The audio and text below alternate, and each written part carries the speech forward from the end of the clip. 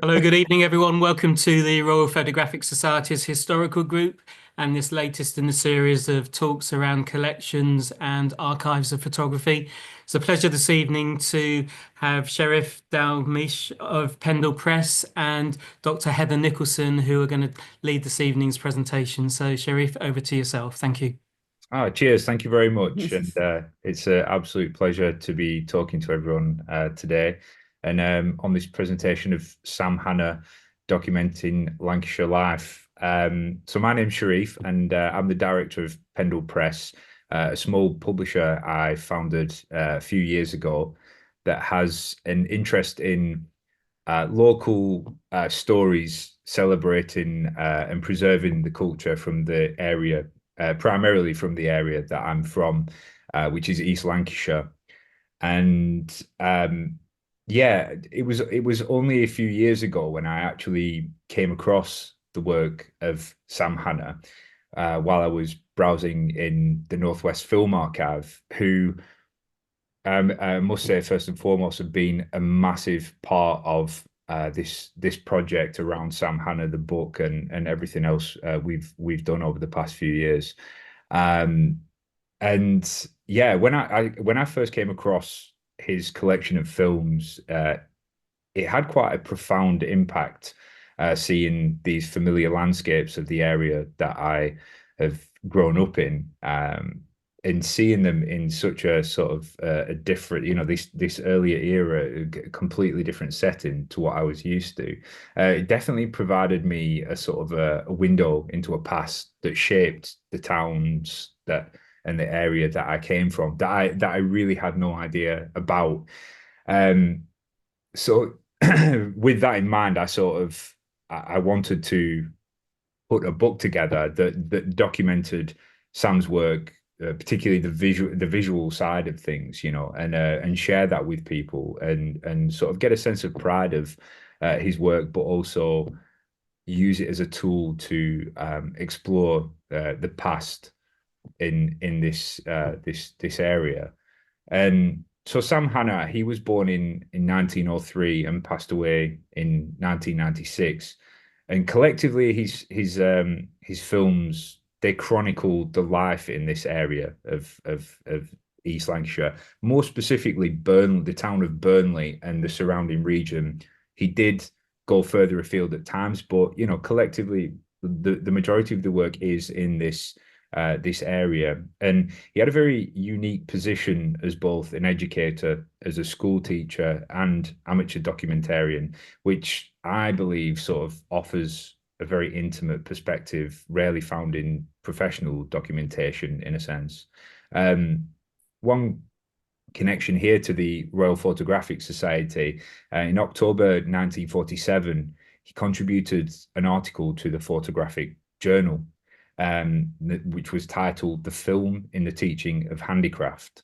And the article revealed Sam's forward-thinking approach to visual education, recognizing film's potential as an educational tool decades before it became common. And Sam fought really hard to get film used as a tool in the classroom. And as a school teacher, he really brought together his passions for education and film. And yeah, it was, I think, before World War II, in the 30s, when he really started to look at industries and society in the area. Um, Perhaps not so intentionally then, but later on, definitely in his work, he was sort of anticipating immense industrial shifts and saw the value in preserving um, these aspects of daily life in the area for posterity. Otherwise these things may have been lost. And doing so, Sam primarily shot on 16 millimeter film, which is how he captured the essence of the area. And, like I briefly touched on, there was such a wide range of subjects uh, that Sam documented, from, industries, crafts, street scenes, celebration, education, religion. And we tried our best to capture these in this book round our way. which is kind of like the nucleus of this whole project, which Heather was the writer and curator of. As you can see from these, we kind of presented stills. Heather provides amazing descriptions for well over 50 films of Sam's work spanning all these different subjects. And Sam's amateur status really allowed him for an authentic ground level perspective of communities in transition. And that's, something that we really tried to cover in this book. And yeah, I think collectively these films, provide crucial context for understanding the current social and economic issues that regions like East Lancashire may be facing today. And most importantly, as well, I think it's important to say that how his visual documentation really serves as a sort of a time capsule, preserving this collective memories that may have otherwise been lost. And really, Sam's work demonstrates why preserving local visual heritage is essential for us for understanding our own shared past. Something obviously I'm quite biased coming from the area, but I think collectively it's very important for us to work with these collections and archives and ensure that they are continue to be shared rather than lost in a vault forever. And yeah, as I mentioned, the book features well over 50 films, and we brought together uh, photography, ephemera, that thanks to the Sam Hanna's family. His grandson Chris Hanna was very supportive throughout the whole project and gave us access to the family archive, as well as the Northwest Film Archive, who were incredibly helpful in helping us create this book. And yeah, we also worked in partnership with other local community groups and worked with schools in the area because I think one thing in the book that we were very keen on doing was sort of bringing the past, present, and future together. So we worked with 3 local schools in the area and filmmakers and photographers to work with students on a project using Sam Hanna's work as a springboard of inspiration for them to look at the world around them in this region and document things in a similar vein to what Sam did. And yeah, so there is a discount code RPS20 for anybody who would like to buy a copy on the Pendle Press website. And here I'm just showing you some of the pretty pictures that are inside the book to try and make it all the more alluring. And yeah, I think really it's now time for me to pass over to Heather, who has been an absolute pleasure to work with, really. The project wouldn't have been possible without Heather. She's historian, but she's also, she's got a great interest in visual and spoken stories that bring communities together. She also worked with the Northwest Film Archive when Sam's work was originally introduced there I think in the mid 2000s. Correct me if I'm wrong, Heather. So she had a very close connection to Sam's work and knew it inside out, but also had a very keen eye and an amazing way of describing, which comes across in her writing in the book, which is an invaluable contribution. So it's with pleasure to pass over to the amazing Heather to guide you through the rest of this talk. Okay, thank you, Sharif, for all of that. Not sure I'll live up to it, but so it has been a great project to work on. And in fact, the coming together of the Film Archive, Pendle Press, and Blaze, the community arts team that we worked with in Burnley, has made this very, very special. So I hope some of our enthusiasm and also comes across this evening, but also some of the reasons why we do think this work is worth bringing out of the archive and seeing within a wider frame of how people have responded to and portrayed life in the industrial north over the past 70 years or so.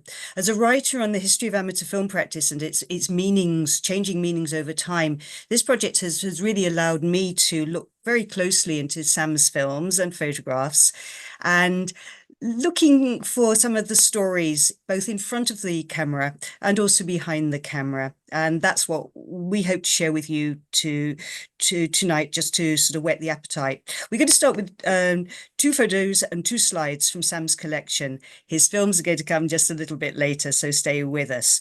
We're going to use those pictures to introduce how different aspects of Sam's interests and life interconnect, namely, as Sharif has mentioned, craft, teaching, filmmaking, and being an inventor, entrepreneur. We're going to start by thinking about the man with the camera. So here is Sam, somewhat older than in the book cover image, again with a 16mm camera, probably a Bolex model, that went through various versions following its early appearance in about 1936. Sam started using a 9.5 cine camera with black and white film sometime in the late 1920s to film his young family, as many amateur enthusiasts did as a starting project. By then, Sam had completed an apprenticeship as a cabinet maker, attended night school to further his qualifications, married Edith, a local girl, bought a car, and made a career change into teaching woodwork. His family films on 9.5 continue through the 1930s, but he was already using a semi-professional film gauge, 16mm, by 1932 to record local events in Burnley, his hometown and great love. His first full-colour 16mm film dates to 1942, when he was making wartime training films for the local Home Guard. By that time, he had already made films for classroom use, and his documenting of local life continued throughout the Second World War, accessing film as and when and where he could. So it's worth pointing out, Sam was a self-taught filmmaker, unconnected to either mid-century documentary filmmaking or the vibrant emerging world of amateur filmmaking. He was a lone worker, in his own words. He did have a connection with Burnley Cine Club, but he was very much on his own.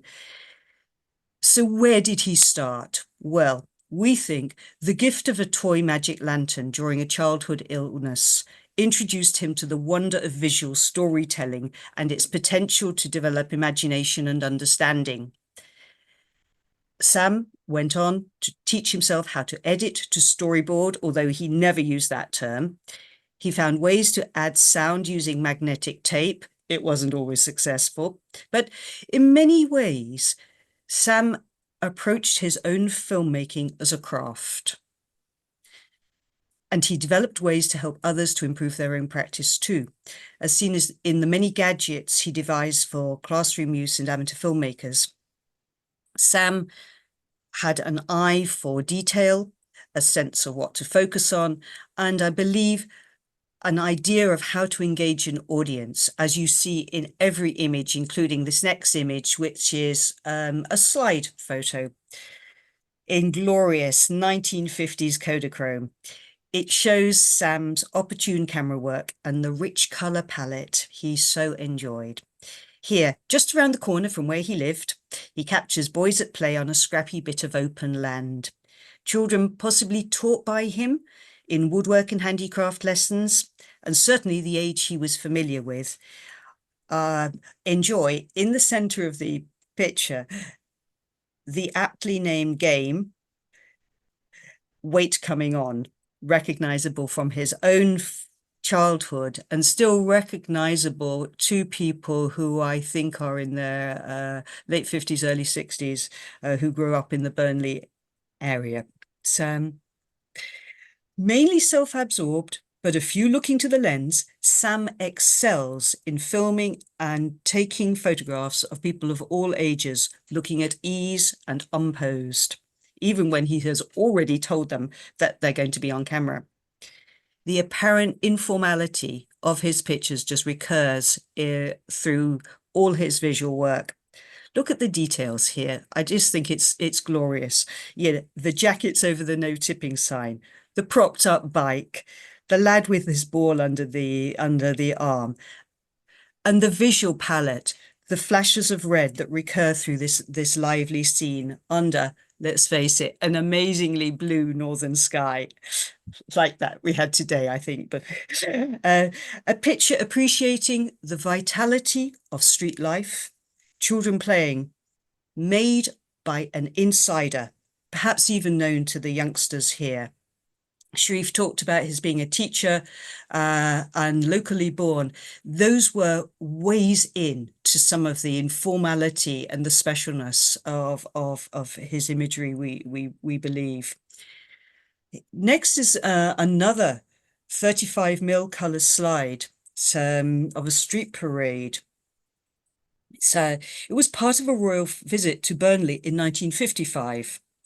Kodachrome's original vibrancy and density is still intact in this image after 70 years. But look at the detail again he has, and the depth of field. Women wearing suits, coats, hats, even gloves somewhere, I noticed, and the ubiquitous handbag. You know, they're all dressed up for the occasion, and one's even wearing heels, which did make me think about the surface of the roads. No potholes here. The man looks smart too in the doorway, although open-shirted. But look at the children.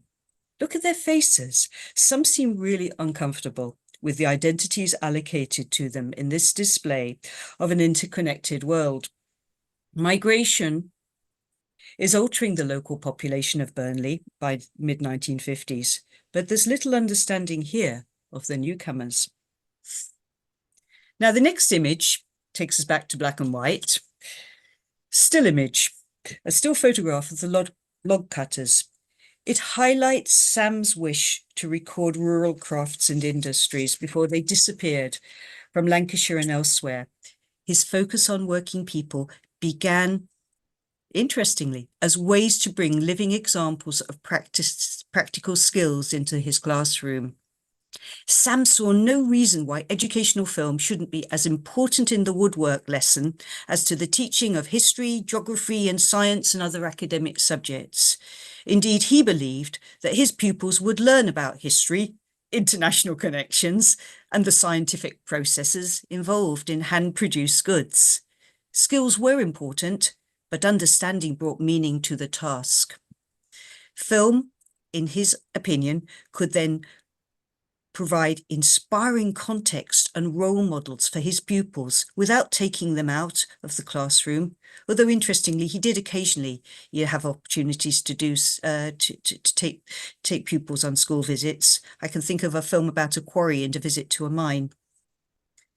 But additionally to this great belief in filming working people and enabling his young pupils to learn the skills, to pass on the skills that way via film. He was perhaps prompted by wider mid-century concerns about war, about cultural continuity, about identity, and his filmmaking became a means to, as Sharif has mentioned, record traditions for posterity, a very important, poignant, loaded word, mid-20th century. So here, Sam's imagery celebrates the men's concentration, knowledge and skill in handling wood and tools suited to a specific purpose. The two-handled cross-saw relies on partnership, keeping the blade perpendicular and the men's perfect timing to achieve a clean cut through the log. The image suggests the older tree trunk had been sized up and was being sawn into blocks for shaping into clog soles, still in use in mid-century Lancashire. But there's another thing I love about this image, not just the historical content, the composition. Look at that curve formed by the watching group of boys, completed by the dog, and the crispness of focus across much of the image. Sam often drove out with Edith and their children when they were young in search of rural craft workers. He would stop and speak to men and women and arrange a return visit or series of visits when he could film an entire process. This was probably a return visit, as Sam writes of taking a film back to show Sam Smalley and his family and local children. Sam was one of the people sawing the log. When electricity reached the village of Grindleton near Clitheroe, sometime in the mid-1950s. So that's our first introduction. I think we're now going to show some clips from films. Is that right? So the very first one, all thanks to Northwest Film Archive, is called Street Games. Street Games dates from 1957 to 1959. Children's play was changing as local streets became busier. New playgrounds with equipment were springing up, and the games of Sam's childhood were disappearing. He recognized the importance of children playing together, inventing, improvising, making friends, taking risks, and sometimes doing something that adults wouldn't approve of. This clip is the longest clip we're going to show. It's just under 3 minutes.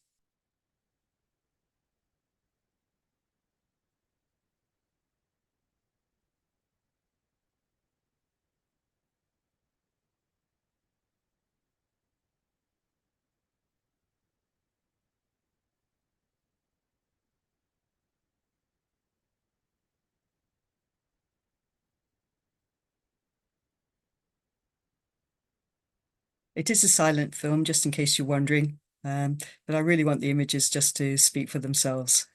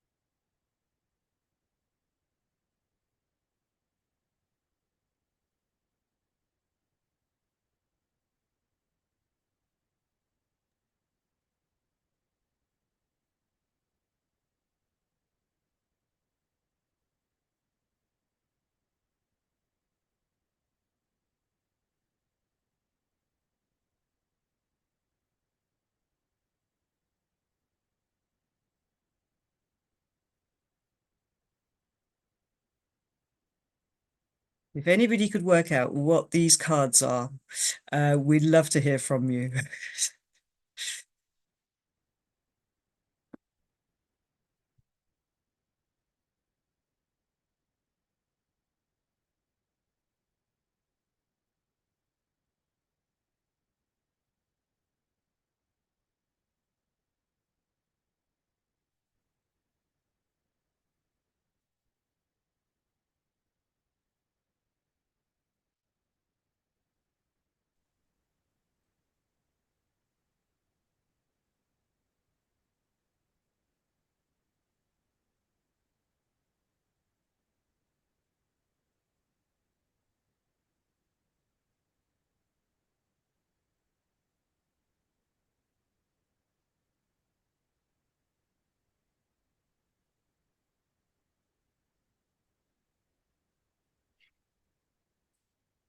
You can see by the crispness of the image why this sort of film was so film gauge was so popular to amateurs who took themselves seriously. The next film is dated just about 10 years earlier. The knocker-up or knocker-upper got people to work on time. They were self-employed and non-unionized, needed both by worker and employer, but often not much liked by either. They were put out of business by cheap alarm clocks. So here's Sammer was recording a site already disappearing, fast from northern towns and elsewhere.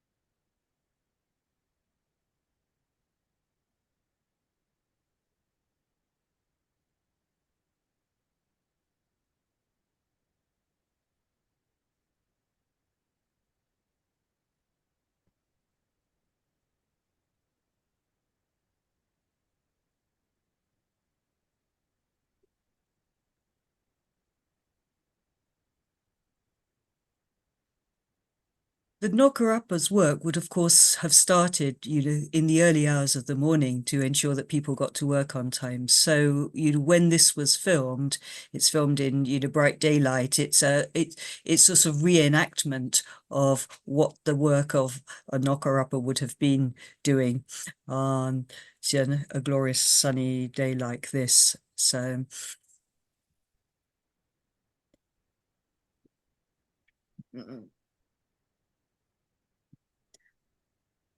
And when we look at images from his craft films later on, we'll see that again, when lighting conditions suggested filming indoors wouldn't work, and he did take film outside, and craft work activity went on outside where it could be easily moved or comfortably moved outside. There's a man that seems fairly well satisfied with his own kind of valuable service to the local community. For that film, perhaps Sam still had some leftover unused colour film stock from his wartime training films, and because it was made in about 1946-49, so an early time to have colour film, so for that type of subject matter. This next film reflects how Sam always seemed to have his camera ready for local events that brought the crowds out. As so often, he was prepared to film at his own expense. Elephants parading through the centre of Burnley were part of the annual bank holiday extravaganza when Bertram Mills Circus came to town. So, and just a little point about the black and white, supplies of colour film only slowly became available again after peacetime returned. So black and white film stock remained in use a lot during the 1950s. This is just over 1 minute, so if you blink, you might miss it.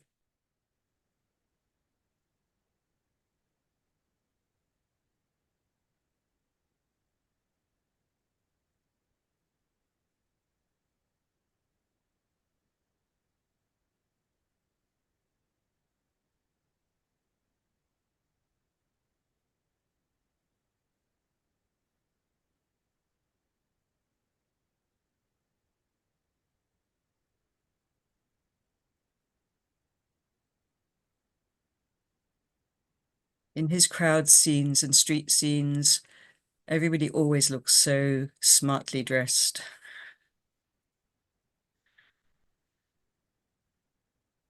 But it was a big occasion when the circus came to town, as the numbers of bystanders shows.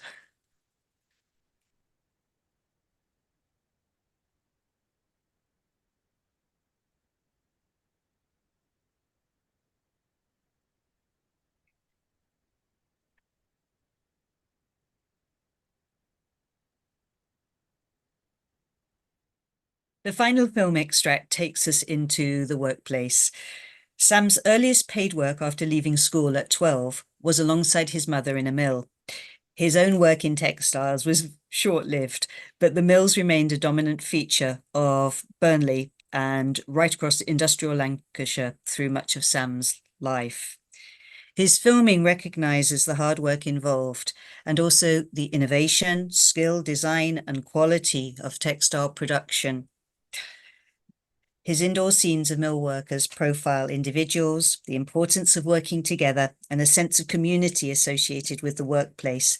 This 1952 film highlights skilled dexterity and concentration amid the complexity of moving machinery, where noise levels were often so high that people learnt to lip read and apparently lost their hearing too. So just over 1 minute long.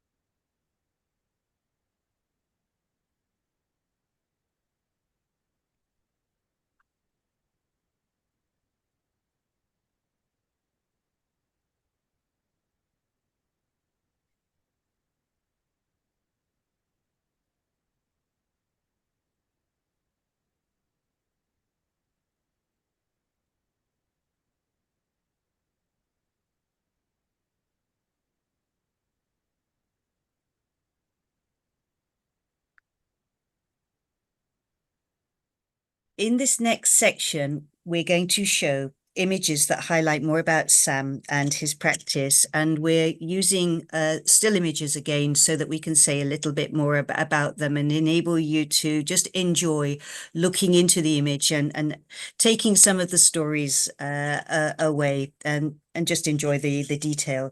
So here's Sam with his dad on TV. Sometime in the 1980s, he's sitting in his front room watching a VHS video copy of footage that shows his father, regional president of the National Union of Miners, being presented to King George VI and Queen Elizabeth during their visit to Burnley in 1945.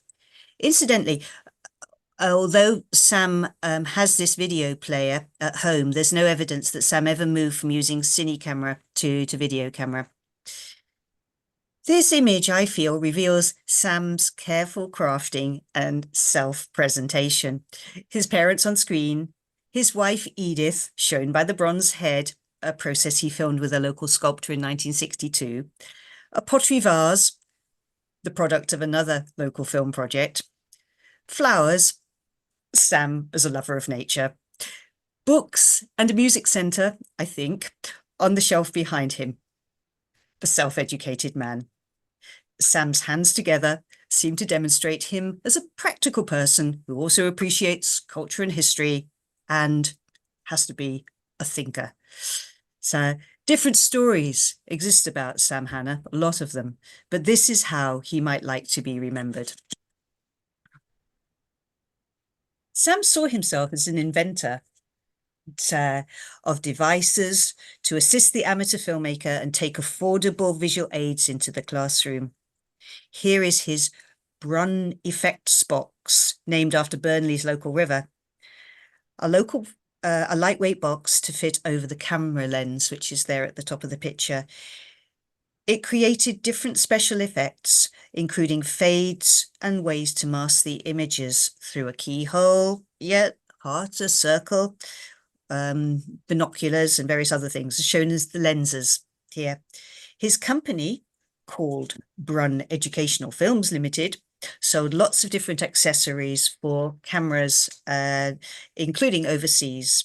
So another of his accessories is fitted to this camera, a slightly later model of a Cine Kodak Special 16mm. So probably late 50s, early 60s, looking at its angular shape rather than the curves of the earlier Bolex ones. And again, accompanying slide filters to put in front of the lens to do clever things. So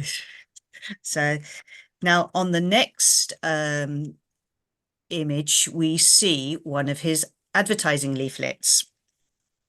On the left of the leaflet, we see a rather complicated looking machine called the Brunn Film Loop Absorber, designed to work with any classroom film projector, so highly versatile, and enable film, some usefully advertised on the right, top right, at 5 shillings a go, or 25p, so to be projected in a continuous loop. So this design allowed pupils to watch repeatedly until they had learnt to apply a particular practical skill using a tool. It was a really very, very ingenious way of working something.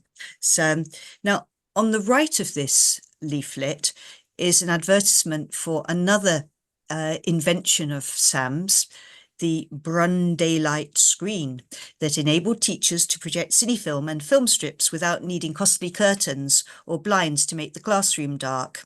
So, as with his filmmaking, the local education authority saw the making and the marketing of such inventions as a real distraction from his paid work, the work they were paying him for as a teacher, and a lack of local recognition that really disappointed Sam greatly, that there was such hostility by the local education authority to his innovative film work. The next image is bringing us to the project. Just briefly, Sam's commitment to teaching made it absolutely clear to us that our project on his films also needed really strong links to films. So, sorry, to schools. So we worked with a community arts group called Blaze, who involved pupils from 3 schools in Burnley, including, I don't think Sharif mentioned a school that he went to. Is that right, Sharif? Yeah.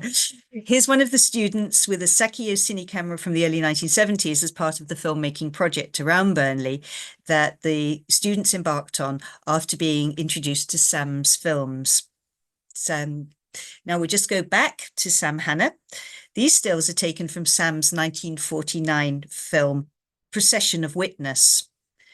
And I want you to just look at Sam's detailed attention to the crowd and the procession showing bystanders in the rain, some church banners somewhere, and various local groups, including church groups, taking part.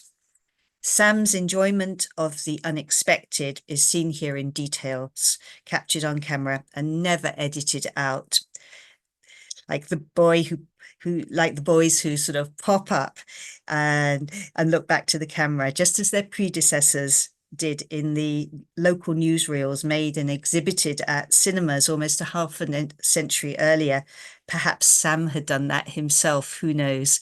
But there's also a lovely one that we only discovered through running the film through very, very slowly in the process of looking for images for the project, for the book, and curating these images. And that's the choir boy keeping his hair dry with a hymn book. Yeah, it's just such a glorious image. So next image, I think, shows another of these impromptu moments that is so captivating in Sam's work. In 1940, fears of German invasion led to the Home Guard being set up by the British government. Members of this dad's army were usually men above or below the age of conscription, or those unfit or ineligible for frontline military service. Sam made training materials for the Home Guard and filmed extensively in Lancashire. His imagery takes us beyond the anonymity of uniforms and seriously practiced routines by members of the Home Guard to capture moments like this, highly informal, having a cuppa and a sandwich. Sam recognized that his region was changing. And the next images come from a commissioned film, New Fields for Industry, made in 1957, which captures a sense of optimism, often absent from post-war imagery of Northern England. His own vision is vibrant and colourful, as seen here, respecting each individual in the workplace and acknowledging the multifaceted nature of change. Just the red in this series of images is so lovely. I think he had a real recognition of how red worked on camera. Another commissioned film was made for Burnley School of Nursing in the early 1960s. Here we see top left, the perfect patient and perfect bedside manner being role played by student nurses. And some of the students were rewarded with a story in the local newspaper and a free tea. But Sam's fictional tale also discloses something, sometimes through the expressions and the body language and the positioning in the groups as you watch through the film in its entirety, some of the many challenges for young nursing recruits from overseas. And I believe this film highlights the complex visual and other histories that might be found in archive imagery when somebody documenting turns their camera on what's going on in a place and captures a history that, of course, in terms of the history of the NHS has become so much more recognized in recent years, that of overseas contributors to fill the massive labour shortage that was there right from the start. So our next image is about barrel making. Barrel making discovered behind a brewery in the back streets of Burnley. It was prompted Sam Hanna to make this film in 1942. Despite the slight colour fade, each image in this film is a study in composition, tonal contrast, and pattern. Sam filmed Will Regan and a colleague using their traditional tools and specialist knowledge of coopering. And again, it was something that was not to last. The post-war rise of bottled beer and metal casks ended a tradition that had existed for centuries. So now the next slide is one of three, a sequence in which Sam tells a story about a product from start to finish. And we thought three sets of images really showed some of the story. He films the manufacturing of clay pipes at a family-owned business, the John Pollock factory in Manchester. So and specialized tools, painstaking precision, dexterity, and repetition come from this visual foray into what was, I think, by the early 1950s, clearly a bit of a niche business. So, but there seems to be a rather unexpected export market in this next image. You'll see the crates and their destinations. It's incredible. Cape Coast, British Guyana, Port Harcourt, Nigeria, Trinidad and Freetown there. But we also get a sense of the job satisfaction right at the end of the film. So in the next image. And Sam's unmistakable sense of humor. So when going out on a film project. We're going to now move to a few final images about the work with schools. So you saw the boy with the film camera earlier on, so working out on location. That's not where we began. We began, of course, with the Film Archive. Visiting the Northwest Film Archive brought the pupils directly into contact with the cold world of a film vault. They met archive staff who had worked on Sam Hanna's collection too, members of Blaze, the filmmaker. Sharif and I joined them and their teachers too, so we could watch some of Sam's films together, identify some possibilities and learn from each other. So, and on the right here, we've got Interviewing in the Rain in Burnley. So unlike Sam, who added his own commentaries on magnetic tape to silent film, these young filmmakers learnt to interview. So, and they worked with sound cameras, learnt to storyboard a sequence, and also learnt a bit about editing. Some explored creative writing, issues of identity, and explored memories of their mothers and grandparents, including traditions recalled from childhoods in Pakistan. So they also met Sam Hanna's grandson, Chris Hanna, and saw how much the project meant to other members of Sam's extended family. And they came with their teachers after school to the book and the film launch in night in Burnley at the Art Gallery. And there were images from Sam's films and his grandson's archive mounted on the wall, and they could see each other in their own film and share their work with their families. So being involved brought confidence, learning practically. It was a chance to ask questions and work with people in different ways. They could think about what Burnley meant to them, how Burnley had changed, what it means to feel part of a place, and how much education might be in the future. We hope that Sam Hanna would have been pleased. Over to you, Sharif. Oh, thank you so much, Heather. That was incredible, and I think that earlier I heard you use the term "we" talking about the time stamping in the films there, and I have to correct you there and say that was all you who caught all those magic moments. And for example, when you talked about the choir boy who used a book to cover his head, I mean that was literally a split second in the film, and Heather caught that. And you know, in the book, we've the work that went into every single frame that we included was all down to Heather. So thank you for that, for putting together such a special publication, and thank you everybody for joining us today.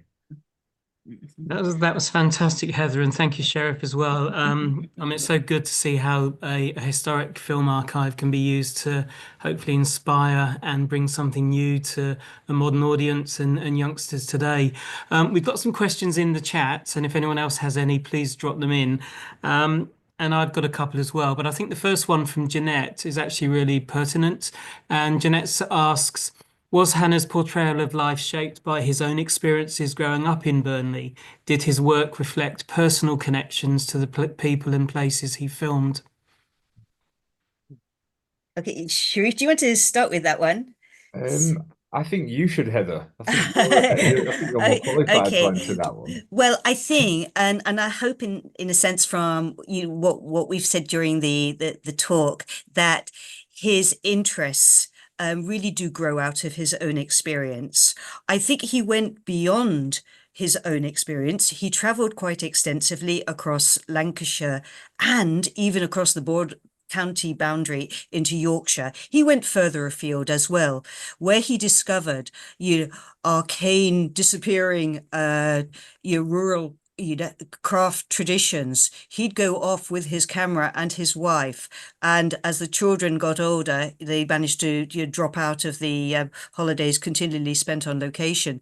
But he started from a sense of, I think, very much being an apprentice, working with wood, making furniture, and learning to work with tools. And I do feel he approached his camera work as a craft, seeing his camera as a tool. That's even captioned in an early classroom film, introducing new tools into the woodwork classroom. And I think, and he worked on his own. But he knew he relied on his local knowledge to film the highways and byways of Lancashire, of the Lake District, another great love of his, and villages around particularly in Western North Yorkshire.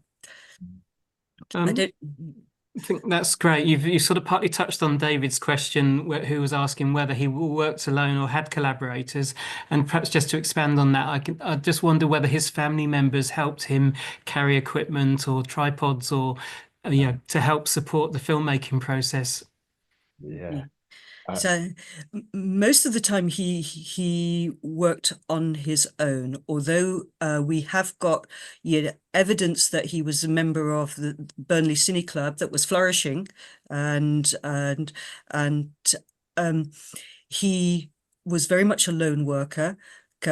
He acknowledges the Amateur Cine League in two films that also acknowledged one other person. After he retired from school, and his little export business of visual aids really did take off, and he worked alongside the school caretaker, who was a great companion, and together they packaged up things and sent them all over the world, even adapted to the relevant electrical so format in relevant countries. But no, he was a lone worker. He went out with his family, his wife a lot. She features in some of the films, and there were lots of acknowledgements to her. The children were taken along on holidays. I think sometimes they discovered people that he went back to film. I think some of the children growing up, and I think Chris, the grandson, who was so supportive of the project, will acknowledge this as well, that the children did find some of their holidays sort of a bit taken over by constantly being on film location. But no, other than occasionally helping, I think, borrow a ladder from a fire station somewhere in the Lake District to get up closer to a red squirrel, to make a film about a red squirrel. I don't think the children were very involved very directly. They were taken along more frequently. So So I've got a couple of questions actually. I was you showed, or you mentioned that he did some color work with the Home Guard in 1942. I just wonder how he got hold of color film stock at that point, because it was pretty unusual to get anyway. as you sort of intimated later on in the 1940s, but to get it in 1942 must have been quite challenging unless he had connections. Well, I think he did have connections. He became known as the film battalion, sorry, the battalion film officer. So for that particular group of the Home Guard in Burnley. So his work filming locally had already, and in the classroom, had already gained recognition. So he did access some film that allowed him to make training films, which would show not only to people in Burnley, but further afield in Lancashire. So he had a role because of his age, being born before the First World War and too young to be in the First World War, but too old to be in the Second World War, and also being a teacher. He was exempt from any military service, but he did feel that he could perform a very useful role visually by producing educational materials for some of the volunteers in the local defence regiment, and produced amazing material, both yes, on colour and in black and white, very much depending on where he could get hold of film. As at the time, many amateur filmmakers through the 1940s stopped working, even if they were in reserve roles and didn't see active military service. There wasn't sufficient film around and for them to continue their hobby, and many film societies actually folded or went into were mothballed during that period due to members being elsewhere, and also the virtual lack of film stock. Sam Hanna was quite lucky in being able to squirrel away, as one might say. So yeah, some material, and clearly he was quite clever in using bits of it later on to film other things, including the knocker up that we saw there in the late 1940s. And then the other question I had was around this distinction between his sort of, if you like, personal projects and the commissioned work. And did the commissioned work come in after he stepped back from his work as a school teacher, or was he doing it concurrently? And I just wondered how those commissions came his way. I think he didn't do many commissions, and he had a local reputation. He was quite a self-publicist, I think, and that probably didn't go down too well with the local education authority either. And this clash over the use of time was a problem during his career. When he retired, yes, he was more able. He had more time. He had holidays as well, and with less time given to teaching preparation than teachers have to endure now. He had long summer holidays when he could do work. And the new fields for industry and the School of Nursing were both they came his way via local contacts. There's another amazing bit of film that of Manchester United playing a practice match with Burnley's football team, the Clarets, and it's a rare bit of footage that in fact shows Manchester United players who were going to go on and die tragically in what became the Munich air disaster. So, and that was again through contacts. So I would say yes, contacts were very important to different commissions and films he made of that type. And then really just a final question, I think, to wrap things up, as we're just coming up to 7 o'clock now, is how can people see any of his films if they want to? Are they available online, or is it a question to go to the archive? So Yeah, do you want to answer that, Heather? I mean, there's many available. If you go to the Northwest Film Archives website, they've digitized many. Heather, you might know a bit more the sort of timelines and technicalities behind doing that. But yeah, there's a large selection available there. You can watch them on Vimeo, on Vimeo, and it's just a selection of some that have particular significance, and also, I will say it's by the book, because we have tried to go image by image to unfold the stories in front of the camera and behind the films, just to enable people to engage and watch film or see the imagery of film in a slower way, because we do feel that image by image there's a real aesthetic in this material that is worth spending time in enjoying. Thank you. Well, we will share the discount code with everyone that's registered this evening when we send a link out for the recording. And I think there's a member of the Hanna family that's also thanking you for a brilliant presentation, Sheriff and Heather. So that's nice to hear. And there's also a link just gone up from Will McTaggart with links to the archive as well. And again, we'll share that after the event. So I think it really just comes down to me to thank you, Heather, for that really interesting and wonderful presentation, giving us an insight into Sam's life. And Sheriff, thank you so much for helping to coordinate this evening, and again for sharing the information and your own knowledge about Sam, and particularly the book as well. So thank you so much for that this evening, and thank you to our audience. The historical group has a number of other online events coming up, so do check out the RPS website, and we also have a number of live events taking place in Manchester, Wolverhampton and elsewhere, so look out for those as well. So Sheriff and Heather, thank you so much again, and thank you to our audience for joining us this evening. Thank you very much. Thank you. Thank you. Thanks. Cheers. Bye-bye. Bye-bye. Have a good evening. Bye.